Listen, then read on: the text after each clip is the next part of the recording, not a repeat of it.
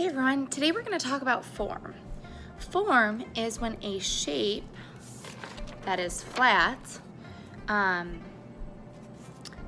sides, a top, a bottom. This is a form, okay, because you have to think about the whole 3D form.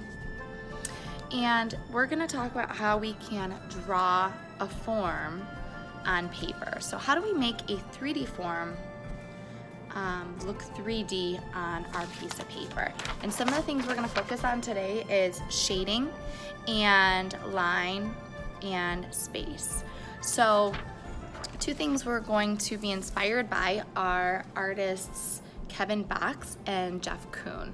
Both of those artists, Jeff Kuhn's, created a bunch of huge sculptures that look like balloon art, but instead of these small little balloon arts, he made them huge sculptures.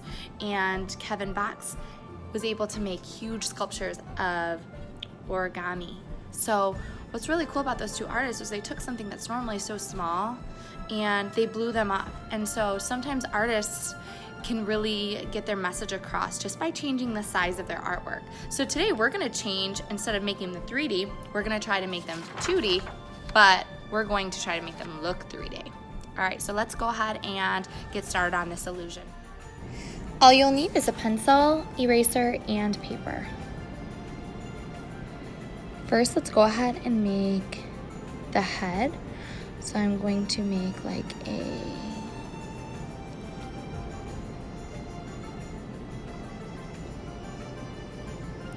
triangle with a trapezoid bottom, and then I'm going to make the trunk here by making a trapezoid looking shape that comes up and then points to the side, almost like a letter V over there.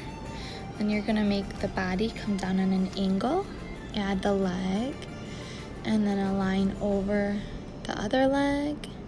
Let's draw the back of him, and then make the top back line nice and straight. There we go. And then draw a little triangle on the other side to look like the other fold of his other ear. And then a triangle on the back of his body, a small triangle coming up with a small triangle coming off of that. Now we're going to do our shading. So I'm going to color really dark next to where the shape starts and then lightly lift up my pencil. So I'm pushing down with a lot of pressure, then barely touching the paper. And then I'm going to take my finger and smooth it out. And what that does is it creates a shadow inside where those folds would be in the origami. And then by taking your finger and smoothing it, it gives it that texture of a really smooth piece of paper.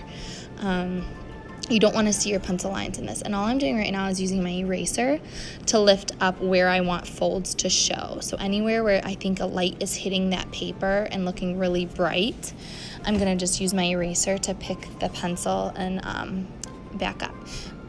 Underneath those ears, I'm going to color a really dark shadow. Again, smooth it out with your finger.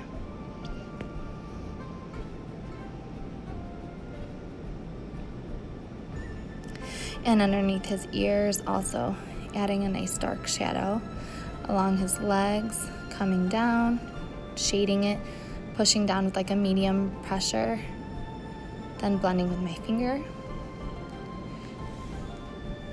And then just continuing to do that all over the body. Shading certain parts, using your finger to blend.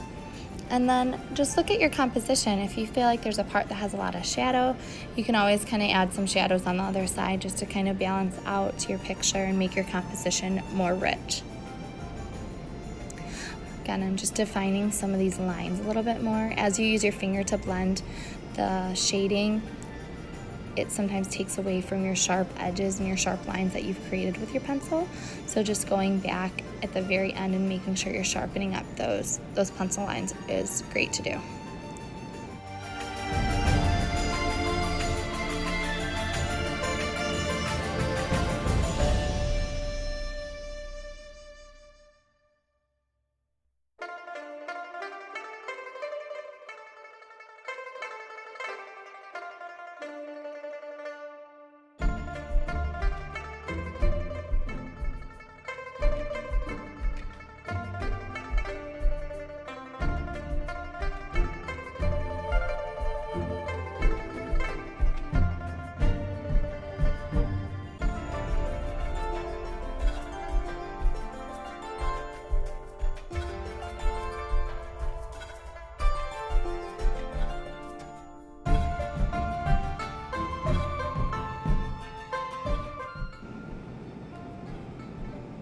And finishing touches on this, adding some hard lines to the edges, and then I'm done.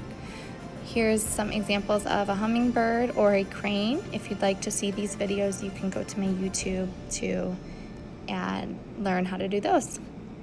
Enjoy!